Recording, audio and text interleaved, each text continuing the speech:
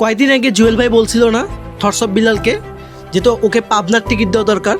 আমি বলতেছি এখন জুয়েল ভাইকে পাবনার টিকিট দেওয়া দরকার। বর্তমান জুয়েল ভাই যা শুরু করছে, এগুলো যে অশ্লীল জিনিসপত্রগুলো আছে এগুলো প্রমোট করতে কোনো দরকার হয় না। তিনি একজন মানবতার ফেরিওয়ালা, তিনি সমাজ নিয়ে কাজ করে, সমাজের মানুষ নিয়ে কাজ করে। তাকে তো আমরা এভাবে দেখতে চাইনি, তাই না? তারা অডিয়েন্স তো আমরাই। আমি যখন প্রথম ভিডিও করা শুরু করি তখন কিন্তু আমি এনাকে দেখেই শিখছি। এই জুয়েল ভাই আমার অনুপ্রেরণা ছিল।